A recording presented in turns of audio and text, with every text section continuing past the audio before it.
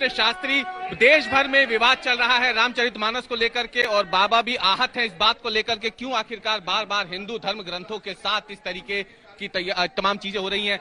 आपने भी धीरेन्द्र शास्त्री जी देखी होगी वो तस्वीरें, रामचरितमानस को लेकर के जो बात हो रही है, प्रतियां जलाई गई हैं, फाड़ी गई हैं।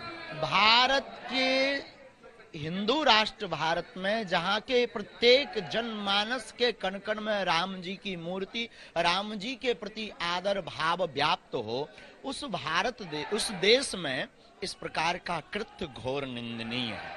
और हम सनातनियों को एकजुट होने के लिए क्यों चिल्ला रहे, रातों भर मेहनत कर रहे, भूख भोजन, कितने लोगों की गालियां सुन रहे, किस लिए? इसीलिए हम सुन रहे हैं कि मेरे माई बाप अब सनातनियों एक हो। ये सिर्फ प्लांटेड लोग हैं जो सनातनियों को टारगेट, सनातनी आस्था को टारगेट, उसके पीछे एक बहुत बड़ी लॉबी लगी, उस पर बहुत बारीक से जांच करना बहुत आवश्यक है। हमेशा संतों को टारगेट, भारतीय ग्रंथों को टारगेट, हमेशा सनातन को टारगेट, हिंदू धर्म पर टारगेट, हिंदू दरबारों पर टारगेट। ये लॉबी है, बहुत बड़ी एक टीम लगी है। आपने भी सवाल उठाए तो कभी कोई आपको आतंकवादी कहता है, कभी कोई धमकी देता है मारने की। इनसे हमें फर्क नहीं पड़ता, हमने सवाल नहीं उठाए, हम मीडिया में आने के लिए प्रश्न नहीं करते, हम सनातनियों के एकजुट के लिए जी रहे हैं। हमें सवाल और विवाद और किसी के कुछ कहने से कोई फर्क नहीं पड़ता है, वो उनकी भावना है। ईश्वर के दरबार में कोई आता है तो पुष्प चढ़ाता है, कोई वस्त्र चढ़ाता है, कोई दक्षिणा चढ़ाता है। अगर वो गाली चढ़ा रहे हैं तो ईश्वर उसका आशीर्वाद दे। योगी जी हैं, उमा भारती हैं, वो भी समर्थन कर रही है हिंदू राष्ट्र होना चाहिए। योगी जी ने तो कह दिया कि वही हिंदू धर्म जो है वही सनातन धर्म ही राष्ट्रीय धर्म प्रत्येक सनातनी सपोर्ट कर रहा है, हमारा नहीं, हिंदू राष्ट्र का। हम तो एक माध्यम बने, लेकिन बागेश्वर धाम से जो ये क्रांति प्रारंभ हुई ना, हमें इष्ट पर भरोसा है। अगर तुम्हारे अंदर भी हिंदू धर्म का डीएनए होगा तो तुम भी हमारा अंदर से सपोर्ट करोगे। अब प्रोटोकॉल में करो ना करो, ये तुम्हारा धर्म। अच्छा, यज्ञ जो होने जा रहा है, एक बड़ा आयोजन बागेश्वर धाम में होने जा रहा है, उसकी क्या तैयारियां? बहुत विशाल आयोजन, समूचे भारतवर्ष के साधु महात्मा, प्रत्येक सनातनी आने वाले हैं और व्यापक रूप से तैयारी चल रही है।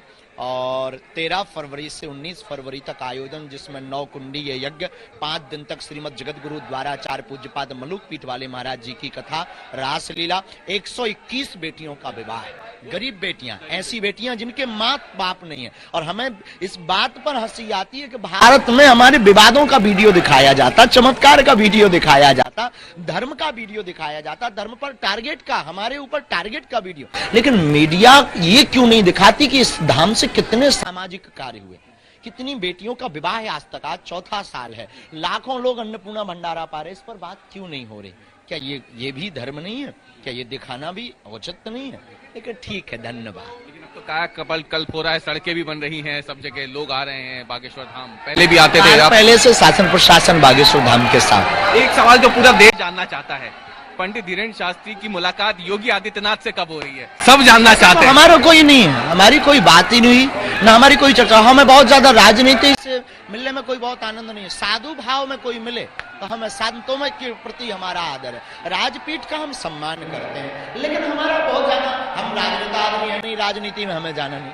प्रयागराज जा रहे हैं माघ मेले में, प्रयागराज कुंभ में दर्शन करेंगे, डुबकी। ये अफवाह। धीरेन्द्र शास्त्री आज तक से एक्सक्लूसिव बात कर रहे थे, तमाम मुद्दों पे खुल के बात की, काफी समय के बाद, क्योंकि ये जो पूरा विवाद हुआ था उसके बाद पहुंचे हैं। आपको एक तस्वीर हम दिखाते हैं, बड़ी संख्या में उनके जो भक्त हैं, जो श्रद्धालु हैं, वो यहाँ पर बाबा पंडित धीरेन्द्र शास्त्री से मिलने के लिए, उनके दर्शन करने के लिए पहुंचे हुए हैं। आप तस्वीरों को देखिए और इससे आपको अंदाजा लग जाएगा कि भले ही ये पूरा विवाद शुरू हुआ हो, लेकिन इस विवाद के बाद से पंडित धीरेन्द्र शास्त्री से मिलने वाले लोगों की आस्था जो है वो और ज्यादा बढ़ गई, उनकी संख्या जो है बागेश्वर धाम में और ज्यादा बढ़ गई है। और ये तस्वीरें बता रही है कि किस कदर यहाँ पे लोगों का हुजूम पंडित धीरेन्द्र कृष्ण शास्त्री से मिलने के लिए, उनका आशीर्वाद लेने के लिए आया हुआ है।